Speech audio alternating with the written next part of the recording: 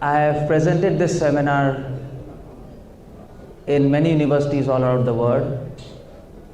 So I've just recently come from America, in Stanford, in Harvard, and other colleges, Fort Collins, to many scientists, and because I was a doctor. So I have all prerogatives to speak on this topic. And the topic is, can consciousness exist outside the body? Why I chose this topic? Because this is linked to stress management. And such topics are not taught to us in our field. In our MBBS, in MD, in a medical field, there's not much talk of mind, although we all have mind. There's not much talk of life, although we deal with life at every moment. And that's what is more important to us, all of us. Who are we? So, can consciousness exist outside the body? Are we just body? Are we just machines? And last 300 years of our scientific investigations, science has managed to convince us that we are machines. We react, we don't act. Our body works by reflexive mechanisms. We are atoms, molecules, and chemicals, and nothing else.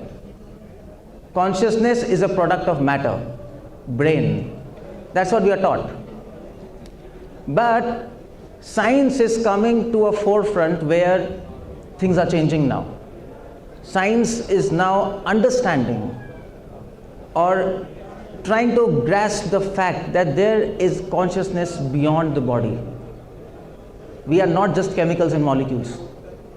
We are much beyond that. And the first evidence comes from quantum physics. Because quantum physics, it tells us that consciousness can affect matter. Now there was quantum physics, many scientists were there, Schrödinger, Heisenberg, and there's an experiment, Young's double slit experiment. So you can go and have a look on Google. But the point is, when you do an experiment in physics without observing, there's some different result. When you observe, there's a different result. Consciousness is interacting with matter. This is totally new insight to science, a shock. Because previous to quantum physics, we were thinking the world could work absolutely perfectly without the need of consciousness. We didn't need consciousness in science. There are laws of physics, laws of matter, everything worked, and that's pretty much okay. But quantum physics surprised people.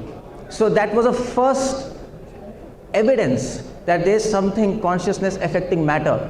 If consciousness is a product of matter, consciousness should not affect matter. But if consciousness is affecting matter, this shows us to hint that consciousness can be separate from matter. The second line of evidence comes from Gestalt psychology. Now, psychology over past 100 years, it is mostly behavioral psychology.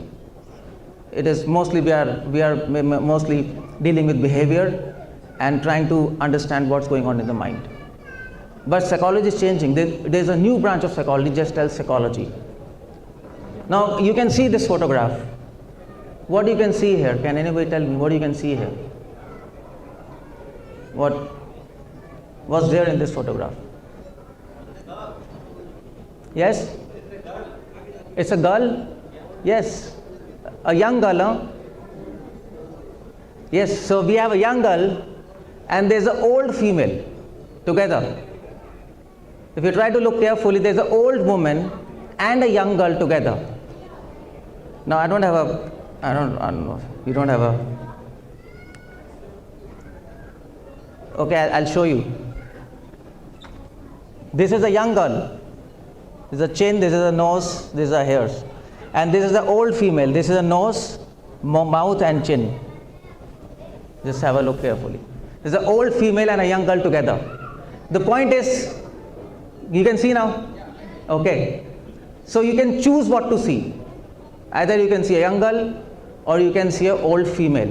Now I'll tell you the point of all these things. Here is a photograph where we have, what do you see mostly? Some people can see flower vase.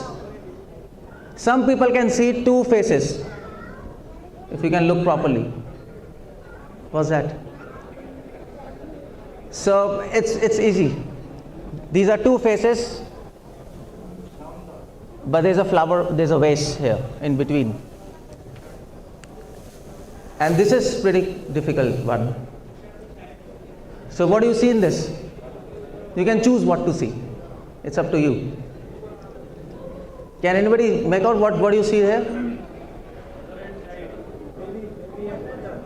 Baby and mother, okay. So it depends which baby and mother you see. There's a white person here with a baby, but you can flip it. This is a person, and this is a, either you can see this face or you can see this face. There are two faces here. It can be a fetus in a womb. It can be. Yeah, it can be. Oh. So what's the point of this? The point is we are seeing one picture, and that picture is forming some signals in our mind, in our occipital lobe, some image. Signals are same, picture is same, but we can choose what to see.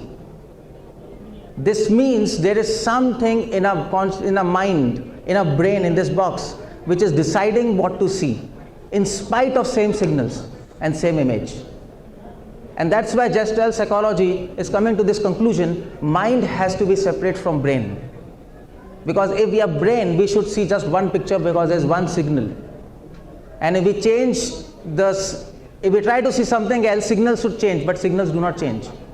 The same image, interpretation is different. And that's what gestalt psychology say. It hints that there is consciousness existing outside brain. Now these are some very theoretical understandings to consciousness outside matter, but there are some practical evidences also. Now nobody told us that there are people with no brains. This is from New Scientist. Now we all know there's a condition hydrocephalus. We all know that. But these people, this person, now I'm just quoting one case. This person is from Harvard University.